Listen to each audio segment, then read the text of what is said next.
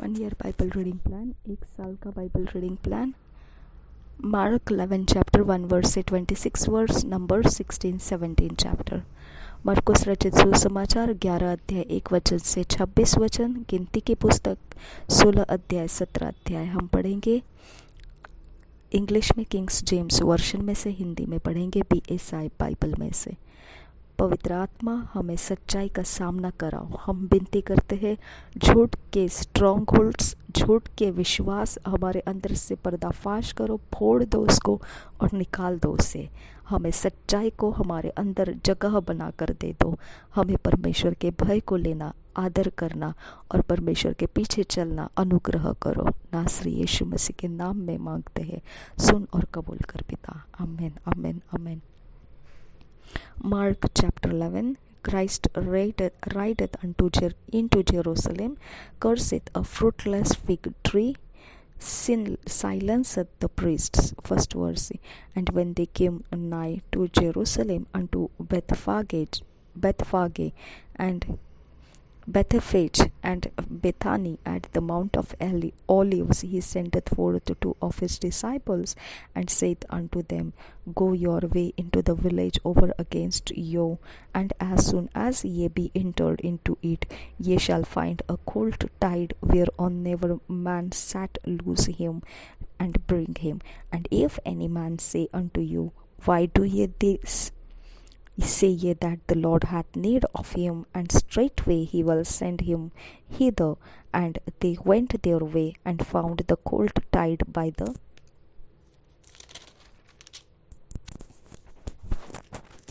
door without, in a place where two ways met, and they loosed him.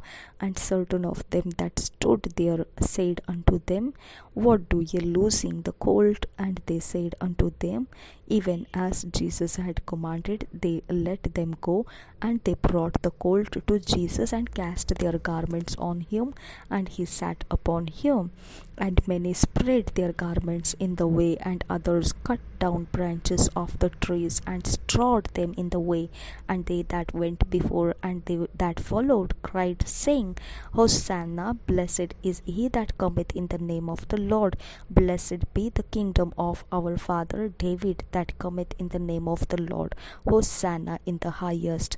And Jesus entered into Jerusalem and into the temple. And when he had looked round about upon all things, and now the eventide was come, he went out unto Bethany with the 12. And on the morrow, when they were come from Bethany, he was hungry. And seeing a fig tree afar off, having leaves, he came, if haply he might find anything thereon. And when he came to it, he found nothing but leaves, for the time of figs was not yet. And Jesus answered and said unto it, No man eat fruit of thee hereafter forever.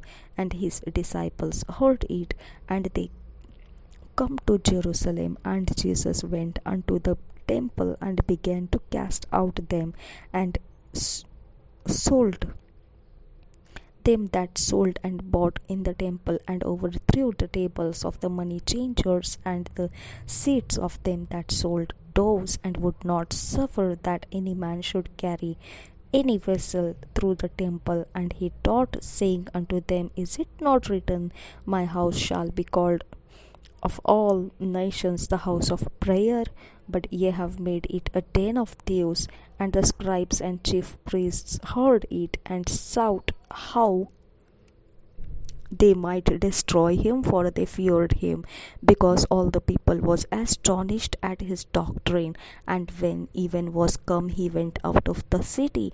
And in the morning, as they passed by, they saw the fig tree dried up from the roots.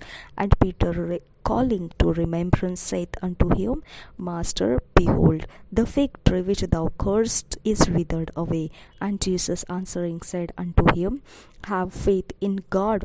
For verily I say unto you, that whosoever shall say unto this mountain, Be thou removed, and be thou cast into the sea, and shall not doubt in his heart, but shall believe that those things which he said shall come to pass, he shall have whatsoever he said. Therefore I say unto you, what things soever ye desire, when ye pray, believe that ye receive them, and ye shall have them.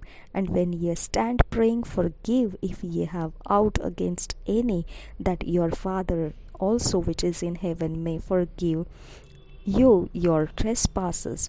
But if ye do not forgive, neither will your Father which is in heaven forgive your trespasses.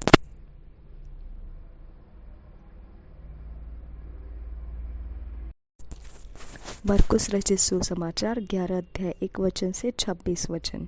यरूशलेम में विजय प्रवेश। पहले वचन से, तब वे यरूशलेम के निकट जैतून पहाड़ पर बैतफेगा और बतनिया के पास आए, तो उसने अपने चेलों में से 2 को यह कहकर भेजा, सामने के गांव में जाओ, और उसमें पहुंचते ही एक गदही का बच्चा जिस पर कभी कोई नहीं चढ़ा बंधा हुआ तुम्हें मिलेगा, उसे खोल लाओ।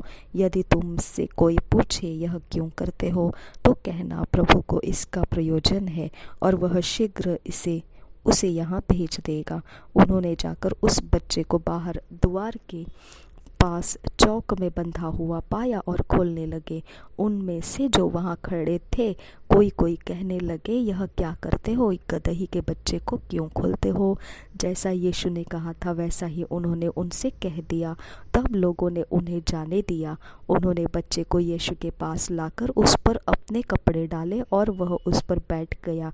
तब बहुतों ने अपने कपड़े मार्ग में बिछाए, औरों ने खेतों में से डालियां काट काट कर फैला दी। तो उसके आगे आगे जाते और पीछे पीछे चले आते थे, पुकार पुकार कर कहते जाते थे, होशाना, धन्य है वह जो प्रभु के नाम से आता है। हमारे पिता दाऊद का राज्य जो आ रहा है धन्य है। आकाश में होशाना। वह यरूशलेम पहुंचकर मंदिर में आया और चारों ओर सब वस्तुओं को देखकर 12 के साथ बतनिया गया, क्योंकि सांझ हो गई थी। फल रहित अंजीर का पेड़। दूसरे दिन जब वे बेतनिया से निकले तो उसको भूख लगी। वह दूर से अंजीर का एक हरा पेड़ देखकर निकट गया कि क्या जाने उसमें कुछ पाए, पर पत्तों को छोड़ कुछ न पाया, क्योंकि फल का समय न था। इस पर उसने उससे कहा, अब से कोई तेरा फल कभी न खाए। और उसके चेले सुन रहे थे। मंदिर से व्यापारियों का निकाला जाना। 15 वचन से आगे, फिर वे यरूशलेम में आए और वह मंदिर में गया और वहाँ जो लेन देन कर रहे थे उन्हें बाहर निकालने लगा, और सर्राफों के पीछे और कबूतर बेचने वालों की चौकियाँ उलट दी, और मंदिर में से किसी को बर्तन लेकर आने जाने न दिया। और उपदेश करके उनसे कहा, क्या यह नहीं लिखा है कि मेरा घर सब जातियों के लिए प्रार्थना का घर कहलाएगा? पर तुमने उसे डाकुओं की खो बना दी है। यह सुनकर प्रधान याजक और शास्त्री उसके नाश करने का अवसर ढूंढने लगे, क्योंकि वे उससे डरते थे, इसलिए कि सब लोग उसके उपदेश से चकित होते थे। सांझ होते ही वे नगर से बाहर चले गए। सूखे अंजीर के पेड़ से शिक्षा। 20 वचन से आगे, फिर भोर को जब वे उधर से जाते थे तो उन्होंने उस अंजीर के पेड़ को जड़ तक सूखा हुआ देखा। पतरस को वह बात स्मरण आई और उसने उससे कहा, हे रब्बी, देख, यह अंजीर का पेड़ जिसे तूने श्राप दिया था सूख गया है। यीशु ने उसको उत्तर दिया, परमेश्वर पर विश्वास रखो।